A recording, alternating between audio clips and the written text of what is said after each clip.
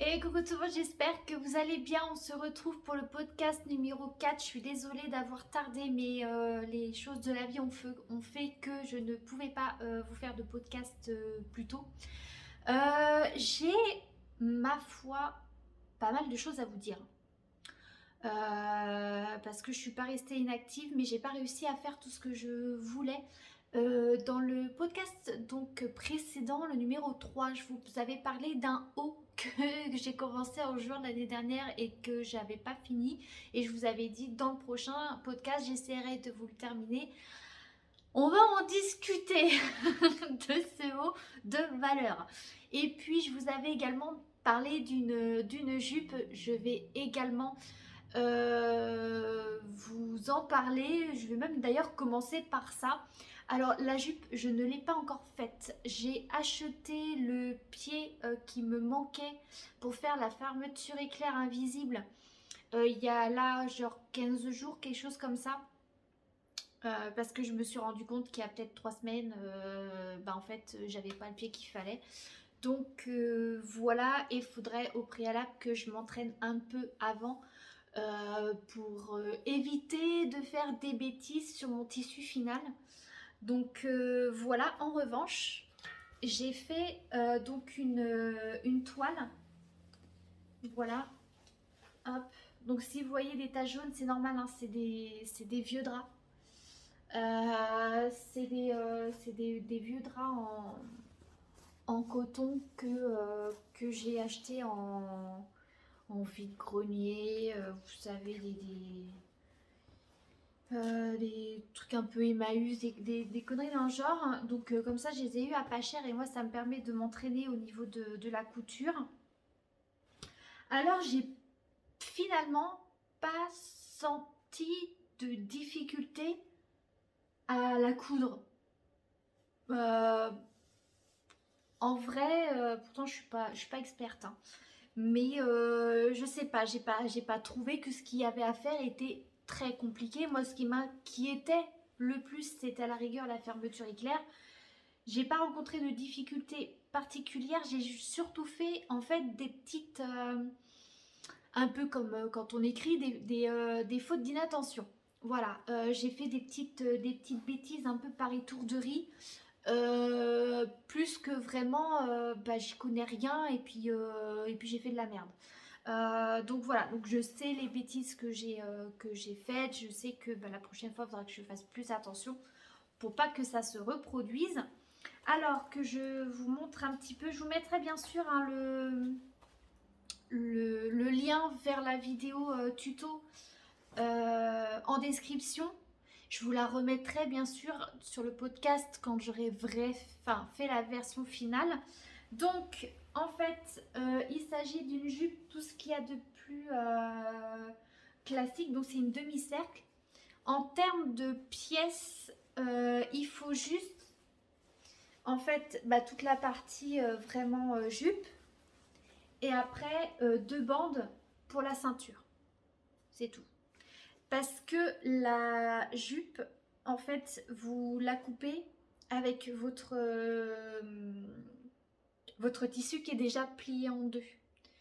Donc ce qui fait que vous avez un morceau qui est très grand, mais comme le tissu il est plié, tout de suite pour découper, c'est plus facile. Toutes les explications pour faire la jupe non seulement sont en vidéo, mais les mesures sont également indiquées en description. Et en fait, sans faire exprès, mon tour de taille correspond à celui qu'elle a fait, donc Raphaël. Et donc je suis partie là-dessus. Je nage un petit peu quand même, et pourtant, voilà, moi quand je vois le chiffre sur la balance, je me dis quand même. Parce que je suis pas très grande, donc le moindre kilo en trop sur les petits gabarits, ça se voit. Bon, après, ça se met. Sauf là. Et autrement, ça se met dans des endroits où, voilà, ça fait des belles formes, hein. Je ne dis pas le contraire, je suis plutôt à l'aise avec mon corps aujourd'hui. J'ai un peu fait la paix avec. Mais voilà, j'ai trouvé que c'était encore un ch'touille trop grand. Donc, j'ai peur de raccourcir et de me dire ah bah ouais maintenant c'est trop court quoi. Donc voilà, parce que je me disais comme moi je suis pas très douée, que je suis pas en couture, je suis pas minutieuse, hein, on va pas se mentir. En fait j'ai tellement hâte d'avoir le résultat final, je suis tellement hypée parce que je veux faire que je vais un peu trop vite. Voilà, d'où les étourderies que je vous disais tout à l'heure. Donc en gros, bah il n'y a rien de très compliqué, hein. Euh, Vous prenez en fait un premier pan de ceinture que vous venez coudre avec, avec la jupe. Et puis bah, après vous prenez le deuxième pan de ceinture que vous venez mettre avec l'autre de façon à plier. Et en fait entre temps bah, vous prenez de mémoire, oui c'est ça, bah, vous faites la fermeture éclair. Voilà. Alors ça fait un moment que j'ai fait la jupe. J'ai plus trop les détails en tête. Mais franchement, ça se fait plutôt bien. Alors j'ai remarqué justement en faisant enfin, en mettant ma fermeture éclair, elle disait que bah, pas hésiter à recaler l'aiguille pour qu'elle soit vraiment au plus proche. La recentrer, voilà, c'est ça, la recentrer. Et moi, je la trouve légèrement décalée par rapport à ce que je pourrais considérer comme son point central. Je ne sais pas comment on fait.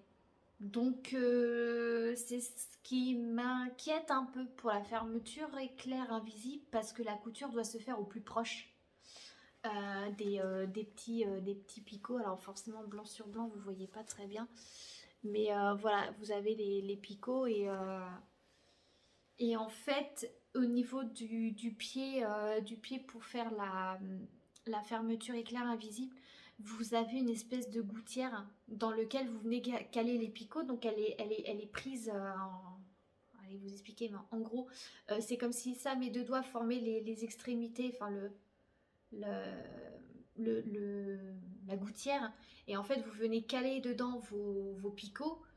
Et en fait, bah, ça prend en sandwich. Et à côté, bah, vous avez l'aiguille qui, comme ça, peut coudre au plus près.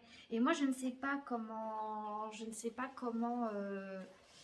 recentrer mon aiguille. J'ai cherché sur Internet, j'ai pas trouvé. Donc, écoutez, je vais voir comment ça fonctionne. C'est pour ça que je vais faire un petit entraînement sur une chute de tissu pour voir ce que ça donne, pour voir comment je dois éventuellement me corriger moi par rapport à l'aiguille. Et puis voilà, en termes de finition, j'ai rien fait en bas parce que c'était surtout le haut moi qui m'inquiétait parce que je pense qu'après soit un simple, soit un double rentré. Donc voilà. Alors au niveau de la hauteur, elle m'arrive au genou et moi je voudrais qu'elle m'arrive mi-mollet. Donc il va falloir que je la rallonge. Donc il faudra que je mesure en la mettant et puis en... Ouais, je pense qu'il faudrait que je rajoute au moins 10 centimètres de longueur, je crois. Je crois qu'elle fait 72. Quelque chose comme ça. Donc voilà, pas de difficulté particulière. J'ai juste merdouillé à un moment donné au niveau de la fermeture éclair.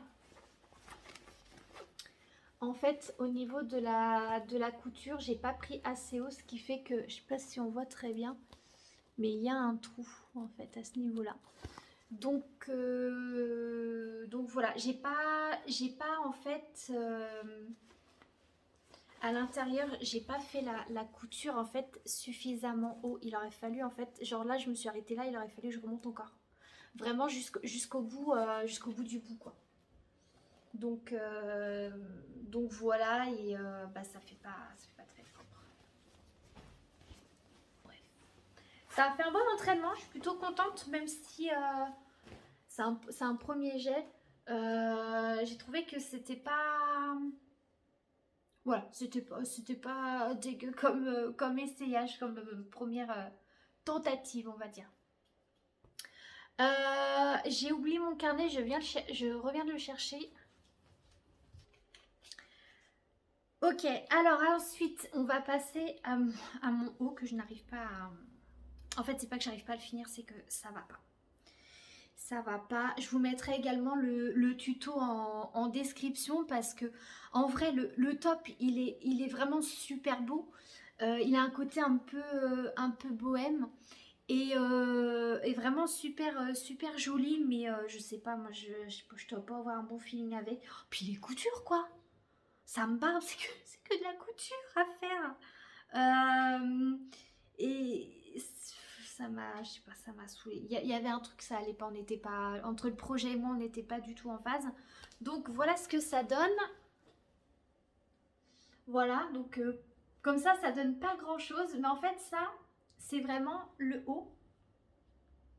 Et je me suis rendu compte que ça n'allait pas au niveau de la taille quand j'ai voulu faire les bretelles. Parce que en fait, donc j'ai commencé à faire une chaînette pour faire une bretelle. Et bon, la chaînette était vachement trop grande. Donc j'ai voulu réduire, j'ai réduit. Et en fait, en mettant sur moi, je me suis dit, mais en fait, le haut, il est hyper lâche. Vous voyez, genre ça c'est ma taille. Et en fait, regardez tout ce qui reste. Il est beaucoup trop grand.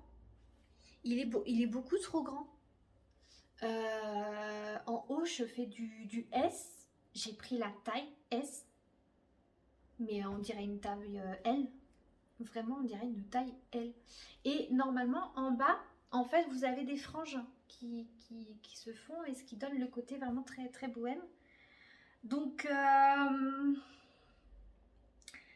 la fois, j'ai envie de le recommencer en réduisant les carrés granits, à la fois de colère. Je me dis, si c'est pour me reprendre la tête avec, c'est pas la peine. Mais je vous le mets quand même. Bon, c'est un fail, hein. Moi, je le considère comme un fail et c'est dommage parce que la couleur est super. Les carrés, franchement, sont bien. Le haut me tentait, mais grave. Et en fait, ça va pas. Donc, je vous le mets. Je crois que ça vient de la chaîne Les Crochets de Plumes, j'ai un doute. Donc, pour faire un carré, je mettais une demi-heure. En une bonne demi-heure. Il y en a 8 de mémoire. Je suis là en train de réfléchir, mais alors je l'ai sous les yeux quoi. Donc 1, 2, 3, donc ça fait 6 de l'autre côté, voilà, ça fait 8. C'est bien ce qui me semblait. Donc 8 carrés, donc en une demi-heure, donc voilà, en 4 heures vous avez fait les carrés. En gros, enfin je pense qu'en bien déterminé, en une demi-journée, le haut il est fait quoi. Peut-être que ça va être les franges aussi qui sont peut-être un peu longues à faire. Mais ça rend vraiment super bien. Vraiment le top, moi il me faisait rêver. Et bon, bah, c'est un projet que clairement j'abandonne. Hein, on va pas s'acharner dessus, ça sert à rien. Ensuite, qu'est-ce que j'ai à vous montrer? Oui, alors, le fameux gilet. Que je vous parlais également, donc c'était un projet en cours à ce moment-là. Donc ça y est, il est terminé. Hop. Premier gilet que je fais.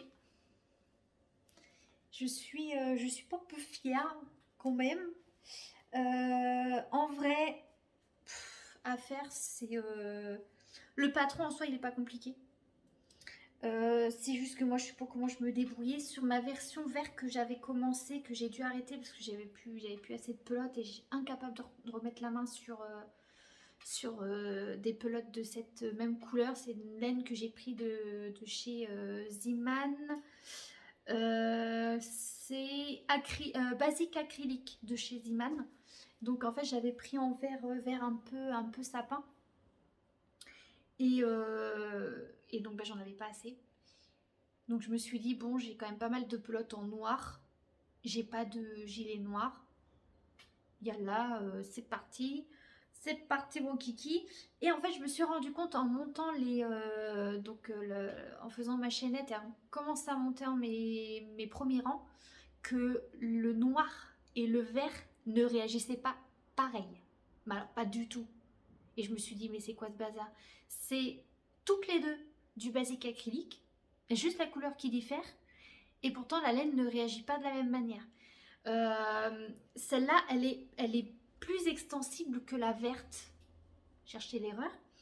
Donc, comme le vert, j'étais partie sur une taille S, que le gilet fait plutôt oversize, je me suis dit, bon, bah, je vais baisser en taille, je vais partir sur du XS, parce que moi, j'ai pas envie qu'on en mette 4 comme moi dedans, ça sert à rien.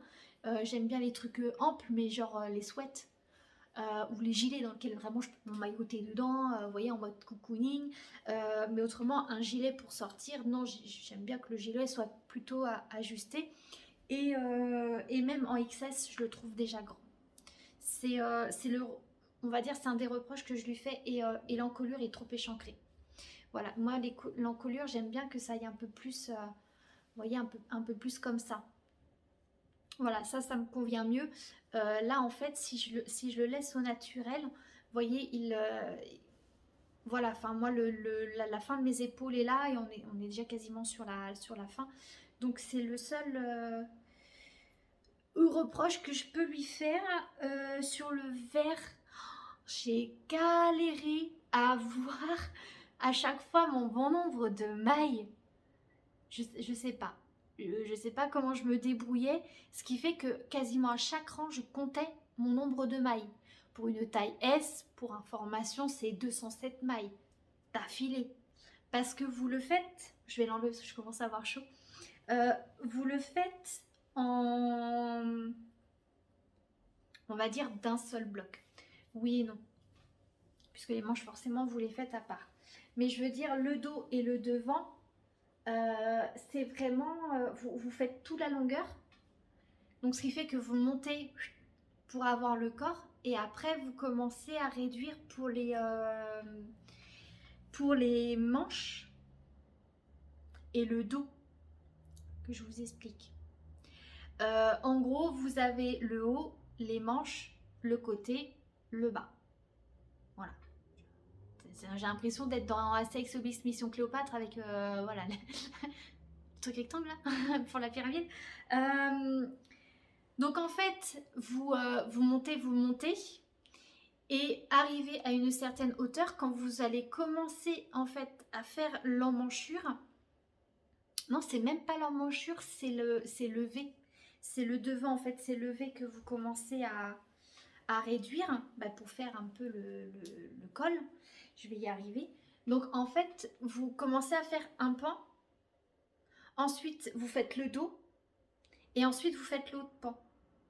Donc, vous mettez des marqueurs, hein, forcément. Donc en fait, vous montez le tout. Vous vous arrêtez pour faire le devant. Une fois que le devant est fini, vous faites le milieu. Une fois que le milieu est fini, vous faites l'autre pan de devant. Voilà. Et ce qui vous fait au final un corps en un seul morceau. Et ensuite, vous faites les manches. Les manches, vous venez les rajouter voilà, avec un peu de couture. Bizarrement, la couture sur celui-là, mais alors c'est passé comme une lettre à la poste. Je vous dis, avec le haut, ça n'allait pas. Il y avait un truc, j'avais le mauvais œil dessus, c'était pas possible. Alors que celui-là, je me suis dit, bordel, j'ai fini les manches, il va falloir faire de la couture, ça me saoule déjà. Et en fait, j'ai été agréablement surprise, ça s'est fait tout seul. Donc j'étais contente. Et après, vous reprenez. Alors, avec le noir, c'est pas terrible, mais je vais vous prendre le côté où il y a les boutons, on verra peut-être mieux. Et après, vous faites on va dire un peu la patte de boutonnage, quoi, ce qu'on appelle patte de boutonnage en couture. Donc, c'est-à-dire que sur l'entièreté du devant, de l'encolure, tout le tour, en fait, vous le reprenez. De façon à, donc,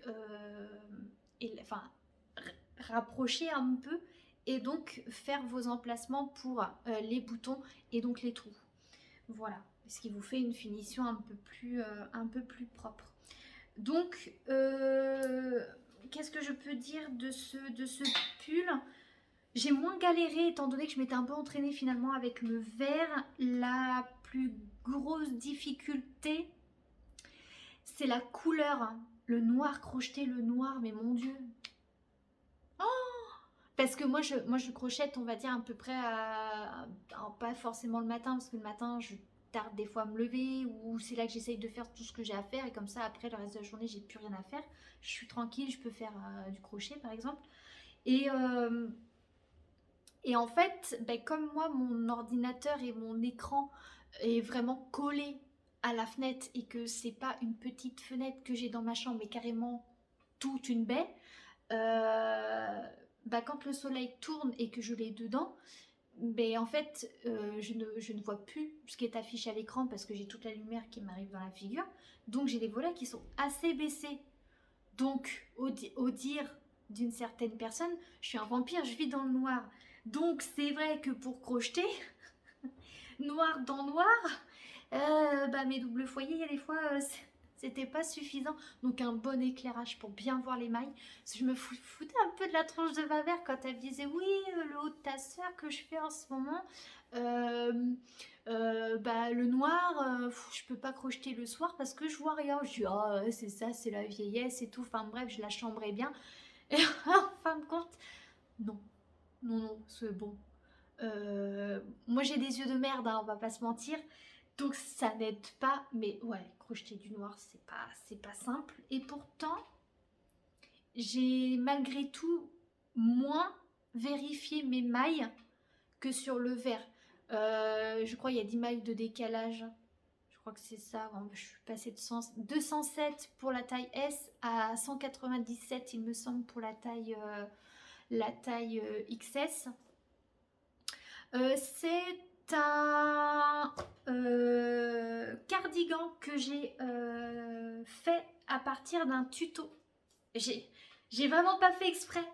Je voulais me mettre bien à mon aise aujourd'hui, donc j'ai mis une jupe et j'avais pas envie de me mettre en blanc parce que le blanc, comme je porte pas de soutif, c'est un peu transparent. Donc pour la vidéo, c'était pas terrible. Donc j'ai mis ce haut que j'avais déjà crocheté, que je vous ai parlé dans un précédent podcast. Et en fait, ce haut-là, et ce top, enfin ce cardigan là, je l'ai pris sur la même chaîne, donc For the Freeze. Avec mon super accent, vous vous débrouillez, n'est-ce pas?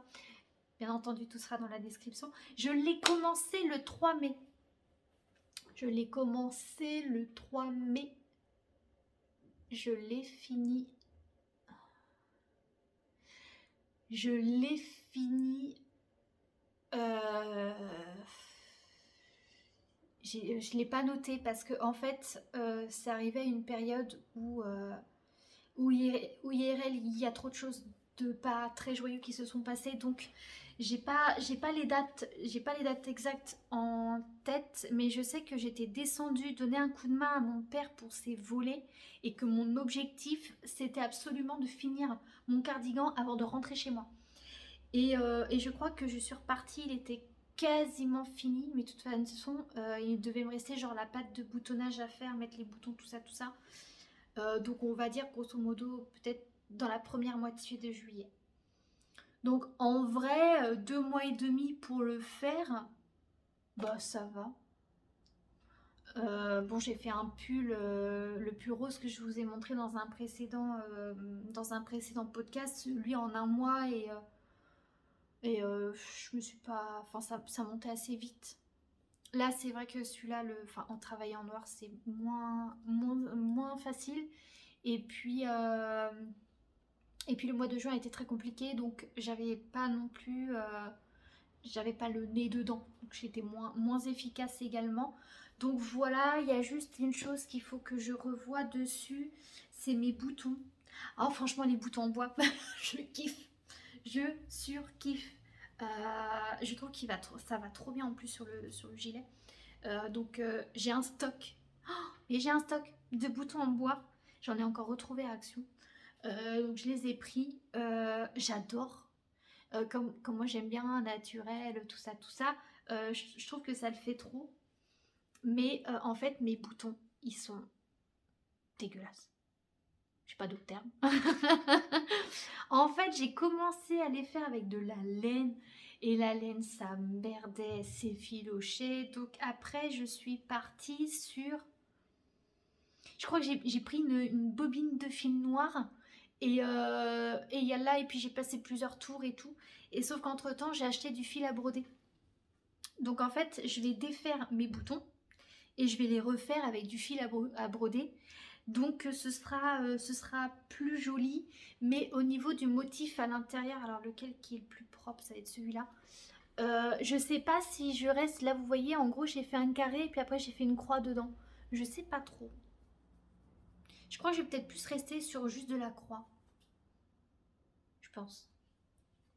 Donc voilà, je suis vraiment, vraiment contente. euh, Parce que ça reste un vêtement. Voilà. Et vraiment, comme c'est moi, mes objectifs, enfin mon objectif in fine, là, avec la couture, le crochet, le tricot, machin truc, c'est vraiment de faire mes propres vêtements, slash accessoires, pour, pour plus avoir à acheter ou acheter le moins possible dans les commerces. Donc c'est une fierté de dire, vous voyez, ça c'est un gilet que j'ai fait. Ouais, voilà. Donc je suis contente. Il est pas parfait, mais j'en suis fière parce que bah, ça reste quand même une grosse pièce à faire. Donc voilà. Après, petite pièce que j'ai faite, que j'ai commencé parce que bah, le gilet à emporter, ça faisait un peu grand, puis j'avais pas la tête à ça, parce qu'il fallait vraiment que je suive la vidéo. Le patron il est tout en anglais sur le téléphone, c'était chiant. Enfin bref, je suis partie sur un truc facile, on va dire basique, pas trop long à faire et qui me demande pas trop de réfléchir et dont le patron tient sur une demi-feuille. Hein. Voilà. Et que je pouvais emmener au funérarium. Hein, voilà, histoire de penser un peu à autre chose. Parce qu'on y allait tous les jours et on y est allé pendant une semaine. Ça a été très très très long. Et donc ça m'a permis un peu de penser à autre chose. Voilà, j'ai fait une petite Pokéball. Alors, ce qui est un peu bizarre, c'est qu'elle fait décaler. J'essaye de la mettre. Vous voyez, ça fait décaler, alors qu'en vrai, en vrai, elle ne l'est pas. Je me suis assurée que la ligne, elle soit vraiment. C'est un tuto à l'arrache que j'ai trouvé. J'ai vu un truc, j'ai dit ouais, je vais prendre ça. Sauf qu'elle, elle faisait des trucs d'une manière. Je dis hop, hop, hop, ça me va pas, sa définition, ne font pas. Ça faisait pas très propre, je trouvais. On voyait vraiment la démarcation. Et donc je suis allée chercher un tuto où justement c'est expliqué comment ne pas faire la démarcation. Et donc en fait entre les deux le décalage il est vraiment vraiment minime et pourtant on a l'impression que le décalage il est vraiment conséquent alors que c'est pas le cas, donc c'est ça que je comprends pas. Il est extrêmement minime et il est caché en fait par le bouton. Parce qu'en fait la Pokéball donc pour l'ouvrir elle a un bouton et comme ça vous avez partie rouge en fait qui s'ouvre. Hein. Pour celles et ceux qui ne connaissent pas, les Pokéballs ça vient d'un jeu vidéo qui s'appelle Pokémon. J'ai grandi avec ça, je suis tombée dans les jeux vidéo avec ça. Merci Tati qui m'avait offert la Game Boy Color à l'époque avec la cartouche Pokémon jaune. Et donc voilà, aussi au niveau du changement de couleur, j'ai regardé un tuto pour que le changement de couleur se fasse le plus proprement possible. Enfin bref, ça, c'est vraiment, je crois que ça reprend je dirais pas trois patrons, mais un patron avec deux autres tutos.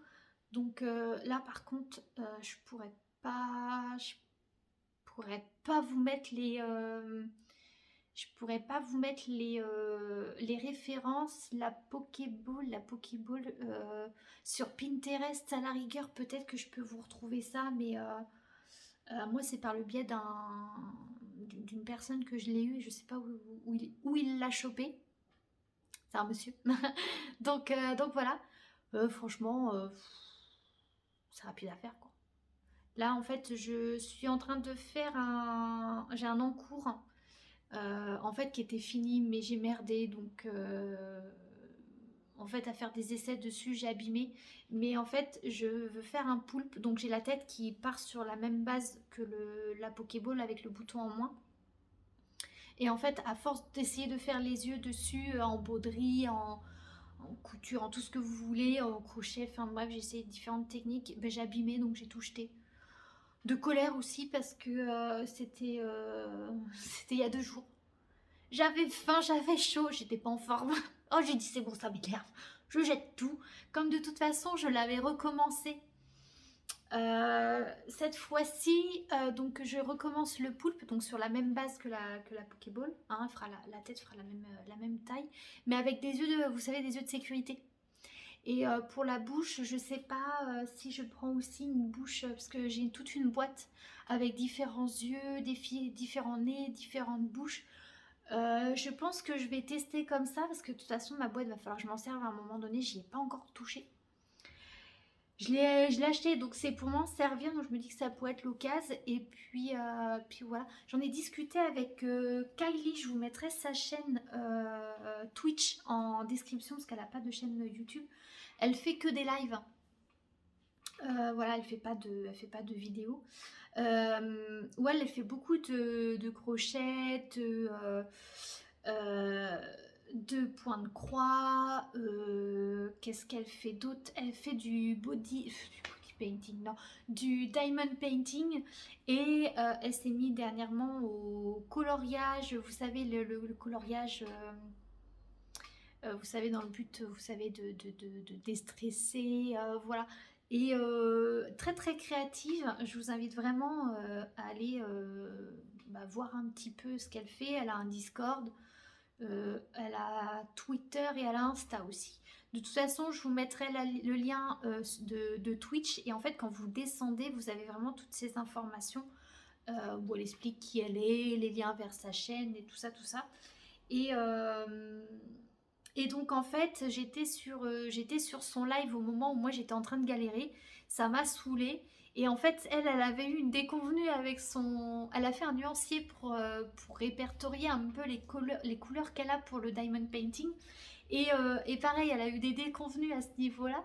Et j'ai dit ouais, tu m'as refilé ton mauvais œil, ça veut pas et tout. Et donc au final, bon j'ai jeté ça pendant son live. Et puis j'ai récupéré ce que j'avais commencé. Donc le poulpe, en fait, je voulais faire 2 exemplaires, un avec les yeux de sécu et puis l'autre, vous savez, un peu crocheté et tout ça. Et donc je l'ai repris pour le continuer, donc j'ai avancé pendant son live. Et puis comme c'est, voilà, j'étais en train de monter, il n'y avait rien de très compliqué, donc c'était du crochet facile. Ça m'a fait aussi un petit peu de bien de passer sur quelque chose que j'arrive à faire. Voilà, donc voilà ce que ma Pokéball. Et puis, justement, en voyant ce qu'elle faisait, je me suis dit, tiens, pourquoi pas, surtout que j'avais un modèle sous le coude. Donc, je me suis dit, on va tester. Ça fait... alors, je me disais, ça faisait 20 ans que j'en avais pas fait. Et en fait, c'était du canevas, donc c'était pas la même chose. Mais j'ai fait du point de croix. Alors que j'essaye de faire en sorte que vous n'ayez pas le reflet. Voilà, j'ai fait du point de croix. Donc ça c'est la tête de Yamachan. Alors Yamachan, c'est une petite mascotte dans un jeu vidéo. Je vais pas chercher mes inspirations très loin, comme vous pouvez le constater, mais parce que ce sont des grandes sources d'inspiration, les jeux vidéo, mine de rien. Et en fait, normalement, il y a le corps. En fait, il a vous savez, une écharpe comme les Miss France. Où voilà, c'est une mascotte donc des Sims 4, du disque additionnel. Donc c'est un contenu qu'on achète à part du jeu et qui vient se greffer sur le jeu, sur le thème des montagnes, voilà, qui s'appelle Escapade enneigée. Et donc lui, c'est la mascotte de la ville. Voilà, donc vous voyez bien, hein, la montagne qui est bien représentée sur sa tête. Et en fait, Yama en japonais, ça veut dire montagne.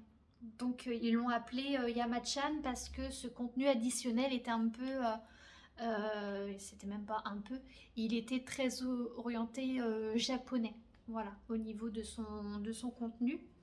Donc en fait, c'est une des développeurs qui s'est amusée à le refaire, à faire le quadrillage en fait DMC avec les fils, les couleurs, tout ça. Enfin vraiment, elle a fait le truc nickel et elle a fait ça sur son temps libre. Voilà, c'est-à-dire qu'elle programmait en fait le jeu, et puis sur son temps libre, elle s'est dit tiens, bah, je vais faire la grille de Yamachan, comme ça, bah, s'il y a des joueurs qui veulent faire le point de croix, bah, ils pourront.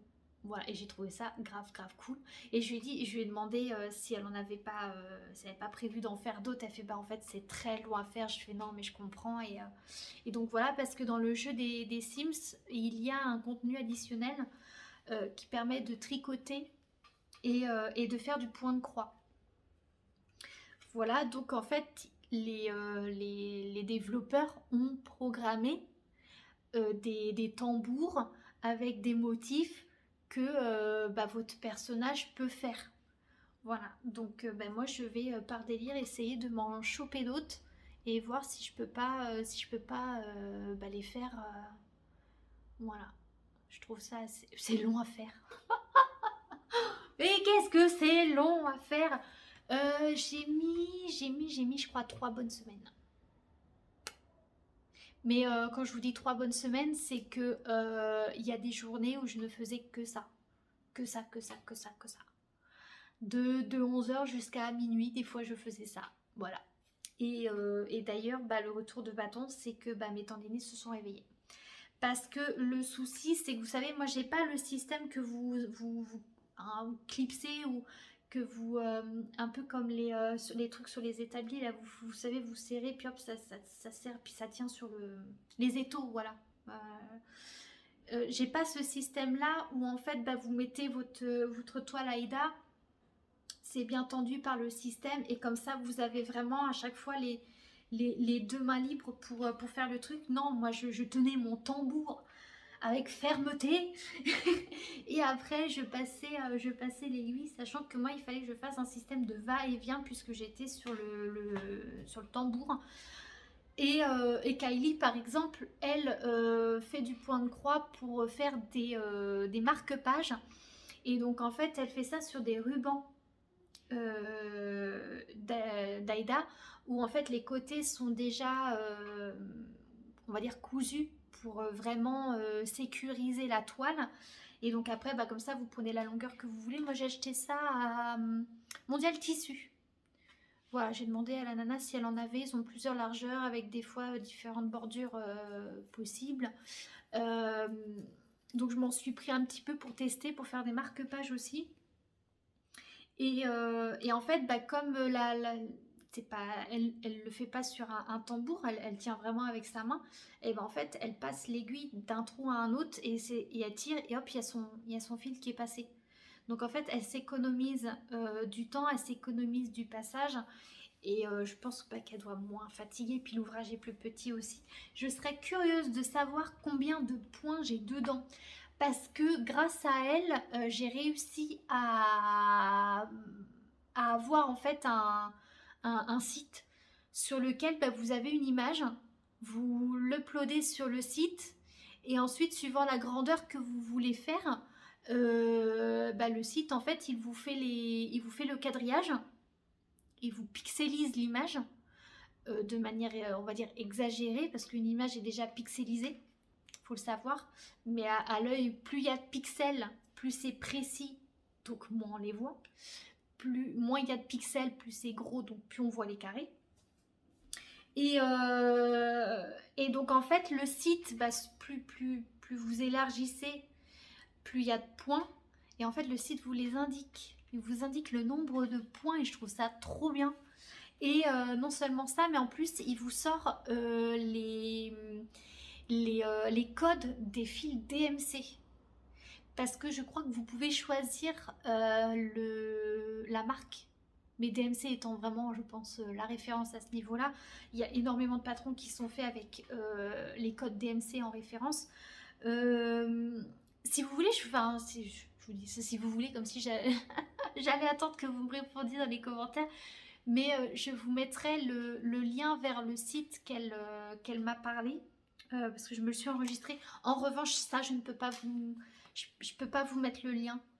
Je peux pas vous mettre le lien parce que en fait, c'était sur son Twitter avec un lien à elle. Et c'est un lien qui renvoie vers un truc... enfin bref, à le retrouver, moi, ce serait trop compliqué. Mais Mais voilà, mon petit Yamachan, je suis assez contente. Donc je l'ai mise dans un cadre pour que ce soit plus joli.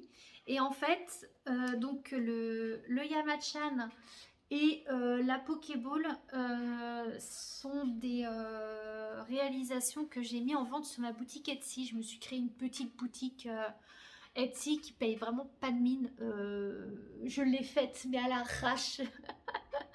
Ça va que derrière j'ai une chaîne YouTube et tout, donc j'ai déjà, on va dire, j'ai déjà le logo, j'ai déjà on va dire, l'entête, enfin, j'ai déjà des choses à me mettre sous la dent pour la présentation.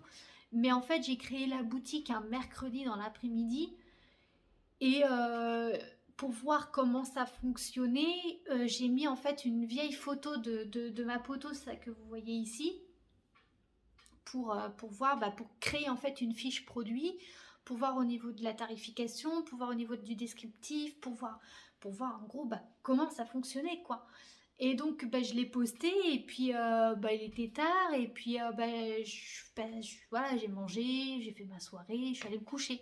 Sauf que en fait dans la nuit il y a quelqu'un qui avait commandé. Voilà. Et je lui ai dit, en fait, vous me prenez de court parce que la boutique, je l'ai fait genre il y a un peu plus de 12 heures, quoi. Donc, non, je suis pas prête. Et donc, on a discuté un peu toutes les deux parce que elle était extrêmement intéressée. Et puis, moi, je voulais quand même aller jusqu'au bout du processus pour voir également comment ça se passait derrière, une fois que la vente était conclue, au niveau des envois, du suivi, tout ça, tout ça. Et donc j'ai vendu à perte, hein. En toute honnêteté j'ai vendu à perte. C'était des boutures que j'avais faites de potos et puis j'en avais fait aussi je l'ai devant les yeux, là je suis en train de la regarder, de Misère pourpre. J'espérais qu'elle m'inspire un peu pour me donner son nom. Donc c'est parti comme des petits pains en fait, mais vraiment comme des petits pains. J'ai tout vendu à perte, mais en même temps j'avais quantité de boutures. Donc là je suis en train de refaire. J'ai cherché un petit peu comment les autres faisaient. Et en fait, s'emmerde pas quoi. Les frais de port ils sont de temps. Les frais de port ils sont de temps parce que c'est vrai que des boutures ça reste fragile. Donc j'ai obligatoirement envoyé en colissimo. Et comme ça, donc la personne a un suivi. Et puis, je dis pas que le traitement par la poste est mieux fait parce que clairement, non. Hein, la poste, c'est des sauvages, on va pas se mentir. Mais voilà, au moins la personne peut suivre son colis. La bouture, elle est bien emmaillotée. J'avais acheté du papier, enfin des enveloppes à bulles pour bien protéger. Donc, ça coûte un petit peu d'argent. Et voilà, donc je les vends une misère. Mais derrière, ça part et puis ça fait connaître la boutique aussi. J'ai des personnes qui ont commandé, j'en ai même une qui a commandé 4 boutures et qui j'ai dû les envoyer au Canada, quoi. Enfin, au Canada. Voilà. Donc, oui. Voilà, acheté pour 8 euros, il y en avait déjà 12 euros de frais de port. Donc, oui, j'ai vendu à perte, mais bon. On apprend. Hein, c'est comme ça qu'on apprend. Donc là, voilà, maintenant je suis mieux calée. Je sais combien les frais de port coûtent, je sais combien pèsent mes machins, donc je sais combien je peux les facturer, donc je sais comment déterminer le prix. Donc voilà. Si vous êtes intéressé, je vous mets le lien donc de la boutique Etsy en description. Pour l'instant, j'ai pas grand chose parce que comme je vous l'ai dit, je sors d'une période qui est clairement pas propice à la créativité. J'ai eu pas mal de choses à faire, le deuil à faire aussi. Donc voilà un petit peu les nouvelles. Donc il y a des produits qui vont arriver au fur et à mesure. Hein. J'ai des idées, j'ai plein d'idées de ce que je veux faire.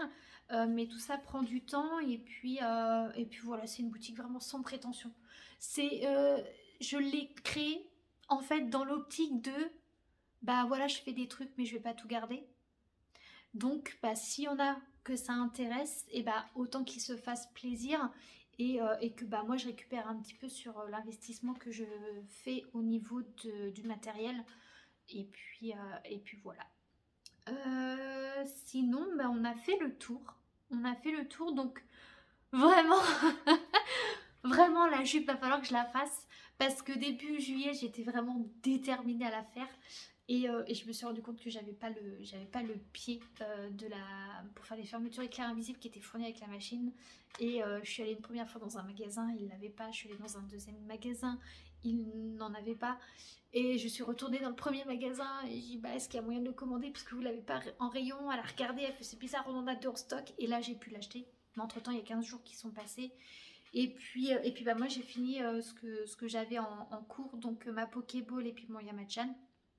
Donc là, ouais, objectif du mois d'août, ça va être vraiment de faire ma jupe parce que on va arriver à la fin de l'été et elle n'est pas faite. Sachant que c'est une jupe, je pense, je suis même sûre que avec des bottes, un collant, un pull, ça peut me faire l'automne aussi. Hein. Je pense que ça va être une jupe, surtout qu'elle va être longue.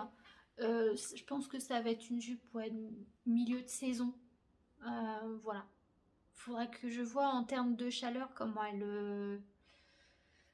Voilà, si elle me tient chaud ou pas. Là, il faut déjà que je lave le tissu. J'ai 3 mètres de tissu. Donc, je n'utiliserai jamais 3 mètres pour faire la jupe. Donc, c'est bien parce que ça me permettra de faire d'autres choses avec le reste. Qu'est-ce que j'ai d'autre? J'ai 3 en cours. Techniquement 4. Mais il y en a un, c'est plus une toile pour voir un peu comment ça fonctionne. Pour apprendre, c'est vraiment pour m'entraîner, même si in fine j'aimerais bien arriver à faire. En fait, j'ai commencé en me basant sur un patron Burda d'une robe. C'est une robe bustier. Et en fait, je suis juste partie du buste pour faire la partie bustier de la robe. Et en fait, Burda, mais c'est...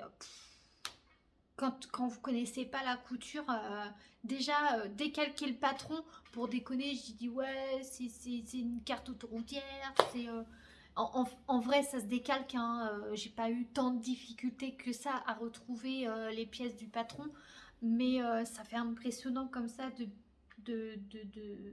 comme première impression, mais en vrai c'est pas si compliqué que ça, on arrive à retrouver les pièces.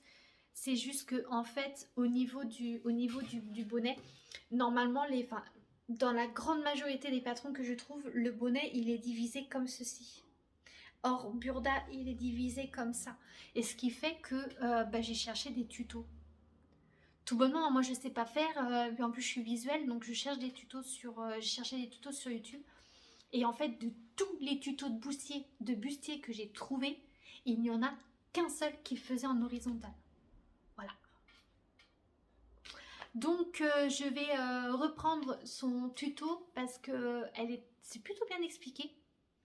Elle fait en fait tout un bustier entier, la vidéo a fait plus d'1 heure. Bon elle coupe hein, je pense à des moments donnés. Mais moi j'ai surtout regardé au niveau du bonnet. Je pense hein, qu'en soi ça doit pas être compliqué. J'ai juste moi bloqué sur un truc peut-être à la con, un détail qui je sais pas, je réfléchis trop dessus alors qu'en fait il n'y a pas besoin de sortir de Saint-Cyr pour comprendre. Mais voilà, j'ai fait un blocage, il faut que j'arrive à me débloquer et ça se trouve après le reste ira tout seul.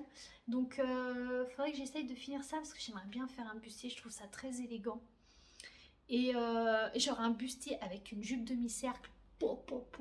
Bref, plein d'idées. Moi j'ai plein d'idées. Hein. De toute façon, pas ça qui manque, c'est que les journées font que 24 heures. J'aime dormir. Hein. Moi il me faut au moins 8 heures de sommeil. Et puis il y a ça aussi qui m'embête un petit peu. Voilà. Bon bah écoutez, j'ai encore beaucoup tassé, mais j'avais quand même pas mal de choses à vous dire vu que ça faisait longtemps en plus que j'avais pas fait de podcast.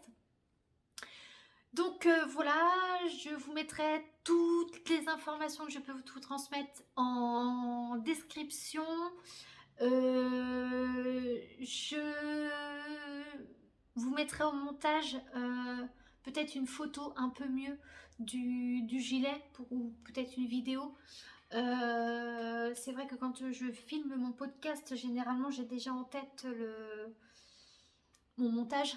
Je suis quelqu'un qui anticipe extrêmement, donc en fait dès que j'enregistre la vidéo je sais déjà mon montage comment je vais le faire, donc ce qui fait que moi au montage, comme je sais déjà au niveau de l'enregistrement comment je me suis organisée, je vais plus vite à faire le montage, enfin bref. Là je l'ai fait vraiment mais en mode je me suis assise, je vous ai parlé quoi. Organisation 0 point de T. Il a fallu que j'ai cherché mon petit calepin parce que je ne l'avais pas préparé, enfin bref, à la bonne franquette, voyez-vous. Et donc ouais, j'essaierai quand même de vous faire une petite coupure pour vous mettre peut-être une vidéo ou des photos du gilet. Là, c'est vrai que je voulais quand même bien montrer, mais pas vraiment entièrement sur moi à tourner pour que vous puissiez bien voir le rendu. Donc je ferai ça. Voilà, bah écoutez, j'espère que le podcast vous aura plu. J'espère qu'il n'y aura pas 2 mois entre celui-là et le prochain. Je vous embrasse bien fort. Bonnes vacances si vous êtes en vacances. Bon courage pour le taf si vous avez malheureusement dû reprendre le taf et que les vacances c'est déjà de l'histoire ancienne. Je vous embrasse bien fort et je vous dis à bientôt pour une prochaine vidéo. Ciao tout le monde.